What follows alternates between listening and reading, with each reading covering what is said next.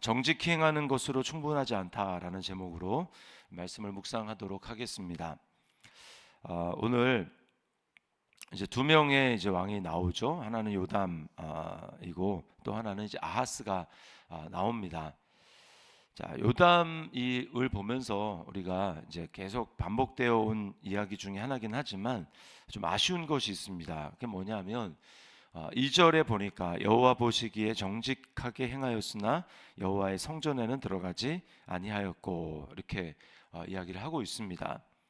정직하게 행했다라는 것은 율법의 말씀대로 그래도 큰 틀에서 벗어나지 않았다라는 뜻입니다. 그리고 그렇게 율법의 틀에서 벗어나지 않으면 그 율법대로 행했기 때문에 하나님이 그 율법에 약속한 대로 복을 주십니다. 이건 법칙이에요, 법칙. 그래서 마음이 어떠냐 이걸 떠나서 내가 율법대로 행했다라고 하면 하나님이 이제 정직히 행했다고 평가를 해주시고 그리고 거기에 따른 복을 주시는 겁니다. 또 6절에 보니까 바른 길을 걸었으므로 점점 강하여졌더라 이렇게 이야기를 합니다. 점점 강하여졌다. 자, 율법대로 행했더니 하나님 복을 주시고 점점 강해졌다. 어쩌면 우리는 이 땅에 살아가게 될 때 많은 사람들이 이것을 바랄지 모르겠습니다. 내가 예수를 믿었더니 또 말씀에 순종했더니 하나님 이런 복을 주셨다. 또 이렇게 강해졌다. 이거를 바랄지 모르겠습니다. 그러나 우리가 정말 강해지는 것이 목적이고 부유해지는 것이 목적인가?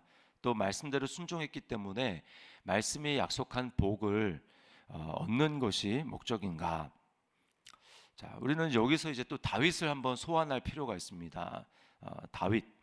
다윗과의 차이는 무엇인가? 여기 오늘 여호와의 성전에는 들어가지 않았다라고 얘기를 했잖아요. 근데 다윗은 어땠는가? 다윗은 성전이 이제 지어지기 전에 시대 사람이잖아요. 본인은 성전을 짓기를 원했지만 하나님이 허락하지 않았습니다. 다윗은 어땠는가? 다윗 때는 성막이 있었죠. 근데 다윗은 성막이 이제 자기가 예루살렘에서 다스리기 시작한 때부터는 성막이 멀리 떨어져 있단 말입니다. 그러니까 이제 기브온에 있었죠. 기브온. 그래서 다윗은 하나님을 어떻게든 가까이 있기를 원하는 그런 마음에서 그런 기브온에 있는 거기에 있는 성막 중에 가장 하나님의 임재를 상징한다고 하는 여호와의 궤, 법궤를 가지고 왔습니다. 어디로 가졌습니까? 예루살렘으로 가지고 와서 그 법궤를 위해서 이제 그 장막을 쳤죠. 휘장을 치고 거기다가 법궤를 뒀습니다. 이게 이제 다윗의 장막이라는 겁니다. 다윗의 장막. 그리고는 늘 그것을 보면서 하나님을 사모했죠. 마치 모세가 광야에서 이제 회막을 통해서 거기서 하나님을 만나고 하나님의 임재가 거기 있었다. 그리고 이스라엘 사람들은 장만문에서 그 하나님의 임재를 보았다. 이렇게 이야기를 하지 않습니까? 그러면서 다윗의 고백이 뭐냐면 여호와의 전, 오늘 들어가지 않았던 이 요담 다르게 다윗은 여호와의 전을 사모하는 열심히 나를 삼켰나이다. 이게 시편의 고백입니다. 그리고 똑같은 고백을 예수님은 그 시편을 인용해서 제자들이 나중에 그걸 기억했다 이렇게 얘기를 합니다. 주의 전을 사모하는 열심히 나를 삼켰나이다 한 말을 기억하더라. 그러면서 다윗은 뭐라고 고백합니까? 나의 힘이 되신 여호와여 내가 주를 사랑하나이다 라고 이야기를 하는 것이죠. 하나님은 단지 우리가 하나님 앞에 내가 정직하게 행했다 라고 하는 것보다 더 하나님이 원하시는 것은 무엇인가? 다윗과 같이 하나님을 사랑하는 것입니다. 좀 실수할 수 있죠. 그래도 하나님을 사랑하는 것입니다. 그래서 하나님은 구약에서 이제 인물들 가운데 많은 인물 중에서 다윗에 대해서 하나님은 내 마음에 합한 사람이다. 내 마음에 딱 맞는다라고 하는 거죠. 이것이 하나님이 이스라엘 백성들을 구원한 가장 큰 이유고 그것이 하나님의 가장 큰 계명입니다. 그래서 신구약 성경 전체를 이제 통해서 하나님이 우리에게 원하시는 건 뭐냐? 마음을 다하고 뜻을 다하고 힘을 다하고 성품을 다해서 하나님을 사랑하는 것입니다. 그냥 정직하게 행하는 정도가 아니라 하나님은 우리의 마음을 받기를 원하시는 거죠. 사랑입니다. 사랑. 예수님을 통해서도 마찬가지입니다. 하나님이 예수님을 통해서 우리를 구원하신 이유도 다른 데 있지 않습니다. 하나님과 하나가 되는 것이죠. 그래서 성경이 예수님 뭐라고 합니까? 내가 아버지 안에, 아버지께서 내 안에. 이 말은 완전히 하나가 돼서 내가 아버지를 사랑합니다라고 고백하는 거 아니겠습니까? 똑같이 우리도 예수님을 믿어서 예수님이 내 안에, 내가 예수님 안에, 또 예수님이 아버지 안에, 아버지가 내 안에. 이 말은 우리가 완전히 예수님 안에서 하나님과 하나가 되어서 하나님을 전심으로 사랑하는 것입니다. 그래서 예수님이 십자가에서 죽으시고 피 흘려 우리를 구원해 주시고, 그리고 우리에게 자신의 영이신 성령님을 주신 이유는 똑같이 우리가 예수님이 아버지를 사랑하듯이 우리도 아버지를, 또 예수님을 사랑하는 것입니다. 이 사랑의 교제. 베드로전서 1장 8절에 베드로 사도는 흩어져 있는 교회에게 이렇게 편지합니다. 예수를 너희가 보지 못하였으나 사랑하는도다. 이제도 보지 못하나 믿고 말할 수 없는 영광스러운 즐거움으로 기뻐하니. 박해를 받습니다. 박해를 받고 굉장히 어려운 상황이 있음에도 그들에게 가장 중요한 것은 예수님을 사랑하는 마음이었고, 눈에 예수님을 보지 못했지만 그 안에 주신 예수 그리스도의 영, 성령으로 말미암아 그들은 보지 못하는 그 예수님을 사랑하고, 그리고 환난 가운데서도 기뻐하는 그런 모습을 보였습니다.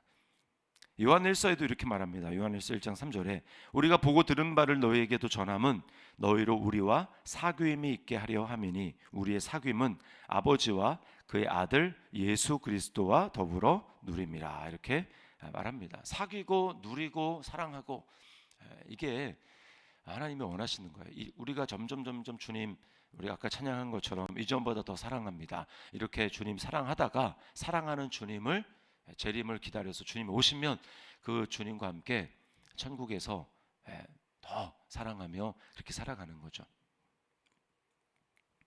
그래서 이 땅에는 뭔가 우리 사랑을 점점 키워가는 곳입니다. 하나님을 사랑하는 그 사랑, 그리고 그 사랑으로 이제 우리가 사람들을 더 사랑하는 그 사랑을 키워가는 게 우리 이 땅에서의 삶입니다.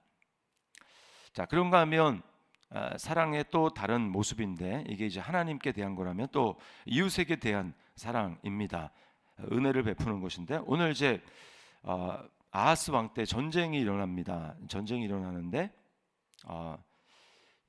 유다의 아하스 왕이 이제 범죄를 하죠. 정반대 길로 행합니다. 그래서 2절에 보니까 이스라엘 왕들의 길로 행했다. 이건 최악의 평가입니다. 최악의 평가. 다윗의 길로 행했다. 최상의 평가. 그다음에 정직하게 행했다. 그런데 뭐 하나님을 찾지는 않았다. 성전에 들어가지 않았다. 또는 뭐 산당을 없애지 않았다. 이거는 이제 약간 긍정이지만 완전한 평가는 아니고, 세 번째는 최악의 평가는 이스라엘 왕들의 길로 행했다. 또는 뭐 느밧의 아들 여로보암의 길로 행했다. 이 최악의 평가입니다. 그래서 3절에 보니까 여호와께서 이스라엘 자손 앞에서 쫓아내신 이방 사람들의 가증한 일을 본받아 그의 자녀들을 불사르고. 이게 하나님이 이제 그 가나안 땅을 들어가기 전에 이스라엘 백성들에게 신신당부했던 거. 너희가 그 땅에 들어가면 절대로 그 땅이 민족이 행하는 거 절대로 행하지 마라. 다 멸하고 그들을 본받지 말아라. 그 중에 하나가 이제 우상, 그리고 자녀를 불 가운데로 지나가는 그런 모습입니다. 정반대로 행했죠. 아버지 요담과 정반대로 행하는 것입니다. 그러니까 점점 약해집니다. 점점 약해져서 어떤 일이 있습니까? 이제는 전쟁을 하면 계속 집니다. 그 중에 하나가 북이스라엘의 왕과 전쟁을 하는 것인데, 그 전쟁 결과 졌어요. 그래서 8절에 어떻게 하냐면, 이 이스라엘이 군사들이 8절에 보니까 그들은 유다입니다. 유다의 아내와 자녀를 합하여 20만 명을 사로잡고 노략하여 사마리아로 가져가니. 형제, 지금 뭐 전쟁을 하고 우상을 섬기면서 이제 원수처럼 되어진 그런 전쟁이 있는 나라지만, 조금만 거슬러 올라가면 그들은 한민족 아닙니까? 하나님의 언약이 있는 12지파의 후손들이란 말입니다. 한 형제예요. 그런데 지금 어떻게 합니까? 사로잡아 가죠. 이것은 하나님 보시기에 마땅하지 않은 일입니다. 다른 나라가 와서 이렇게 전쟁에서 져서 살아가, 이거는 그들은 모르니까 그럴 수 있지만, 이건 율법에서 금한 바입니다. 그래서 9절에 보니까 하나님은 선지자 오뎃이라는 사람을 통해서 예언하십니다. 10절에 보니까 너희가 노예로 삼고자 하는도다. 그러나 너희 하나님 여호와께 너희는 너희 하나님 여호와께 범죄함이 없느냐, 이렇게 얘기를 하는 거죠. 그러면서 11절에 내 말을 듣고라고 얘기해요. 내 말을 듣고 너희 형제들 중에서 사로잡아 온 포로를 놓아 돌아가게 하라. 여호와의 진노가 너희에게 임박하였느니라. 너희도 죄를 하나님 앞에 더하면 더했지 죄인인데 이렇게 형제들을 사로잡아서 노력해 가는 게 맞느냐, 볼모로 사로잡고 종으로 삼는 게 맞느냐, 이렇게 이야기를 하는 거죠. 다행히 들었습니다. 들어가지고 12절에 보니까 에브라임 자손의 우두머리 몇 사람 뭐 이름 나오죠. 그래도 그 사람들이 전장에서 돌아오는 자들을 막았다고 얘기를 합니다. 그리고 13절에 보니까 너희는 이 포로를 이리로 끌어들이지 못하리라. 성경에 보면 하나님이 분명히 범죄해 가지고요, 하나님이 이웃나라 또는 옆에 있는 사람들 통해 가지고 하나님이 그들을 이제 넘겨줬다, 또 그들이 치게 했다, 이런 표현이 많이 나옵니다. 그런데 치게 했다라고 하는 것은 그 무한대로 막 그들을 미워하고 막 사로잡고 악하게 하고 이 하는 것에 대한 이 면허증을 준 게 아니라는 것을 우리가 꼭 알아야 됩니다. 그것 때문에 하나님이 선지자를 통해서 서신 그 이제 쓰게 한 것이 바로 이제 뭡니까? 오바댜죠. 오바댜를 보면 에돔에 대한 하나님의 심판이 나옵니다. 근데 왜 심판했냐면 딱 이 문제예요.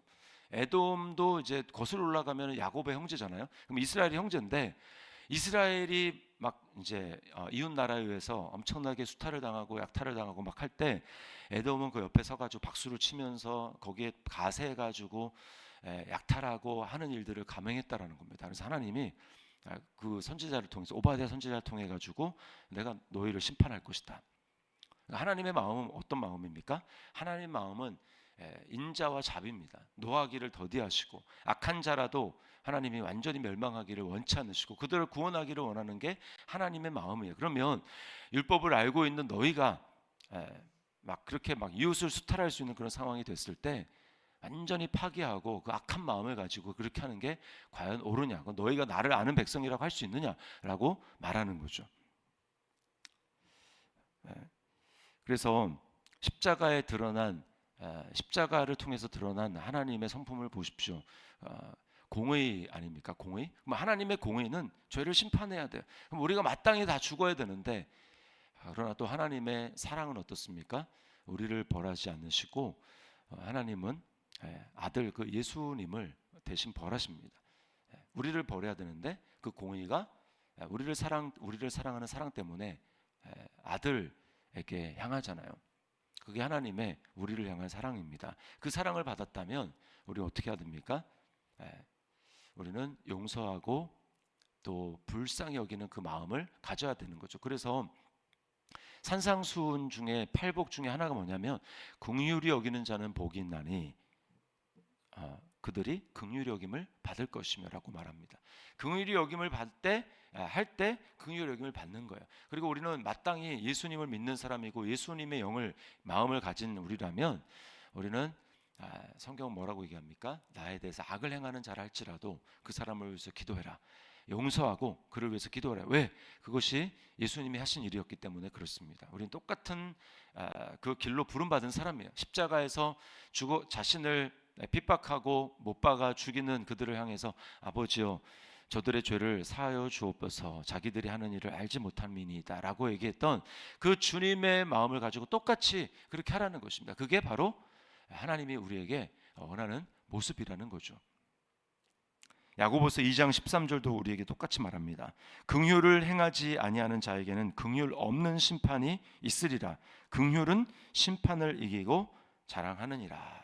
우리가 예수님을 믿어서 나 믿었기 때문에 구원받는 거 아니냐라고 얘기할지 모르지만 심판날 앞에 우리로 하여금 하나님 앞에 담대하게 서게 만드는 것은 바로 내가 긍휼을 행했던 그 사랑이라는 겁니다. 그리고 그 사랑이 바로 내 안에 있다라고 하는 그것 때문에 우리가 하나님 앞에 담대하게 심판을 이기고 자랑하게 되는 것입니다. 우리 이 말씀을 기억하면서 정직하게 행하는 것으로 더 나아가서 하나님을 전심으로 사랑하고 그리고 또 그 사랑으로 이웃에게 긍휼을 베풀고 그렇게 주님의 사랑을 전하는 자로 살아가는 우리 저와 여러분의 삶이 될 수 있기를 주님의 이름으로 축원합니다.